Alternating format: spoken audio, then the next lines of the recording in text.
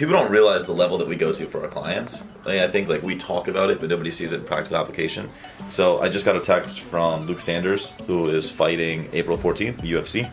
And this is the first time I've had full control of his weight cut from like day one to the day we get on the scale. People don't realize how much, output a UFC fighter has. And someone like Luke doesn't like to eat. So if I gave him the opportunity to eat 2 meals a day, he would eat 2 meals a day. So I have to make sure he's eating. I build out his plan. I'm going to put that together right now. And now you'll see what that plan looks like. I'll share it with you guys. And I won't give you guys exact quantities, but I'll tell you what the foods are, I'll tell you the timing, I'll tell you guys what. So give me 2 minutes.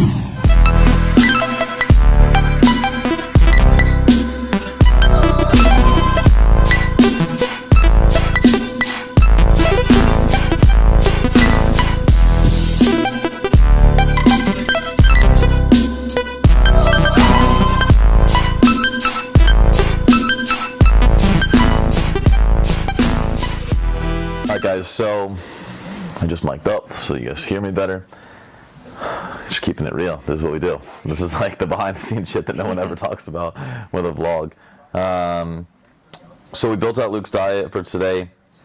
I think I just went over his activity, but I'll go over it again. He's got a pool session, he's got some pad work, and he's got Muay Thai and clinch work tonight. So basically his breakfast, we're going, because the pool is solo activity, we're going no carb at breakfast. So we're doing like some egg whites with some vegetables and a little bit of fat.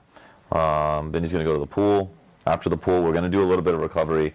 The pool in and of itself is not super taxing physically, but at this point I need him to make sure he's recovered from that. I also need to begin fueling the pad work. He says it's moderate intensity. I know Luke better, it'll be a little more intense. So we're doing like a little bit of protein source there, a little bit of carb in the form of fruit there. Really just trying to make sure liver glycogen stores are ready to go, because he's going to be doing a lot of aerobic work. Midday, we just did standard protein source, did a very little bit of carb, about 20 grams of carbohydrate. We used the vegetables, and then the one thing I wanted him to include there was a half cup of cucumber. Obviously, cucumbers are very water dense. I need to make sure he's very well hydrated. So what you guys got to remember is fighters, they're training 3 times a day. They're outputting a shitload of water because of sweat, so it's coming out all the time. So I need to make sure they're constantly replenishing. I know he tends to not hydrate like he should, so making sure that we're getting some water-dense fruits and vegetables in here is going to help offset that. And again, that just comes out of knowing your clients. I know that about him. Prior to pad work, I gave him a little bit more carbohydrate, just pure carbohydrate, making sure he's ready to go.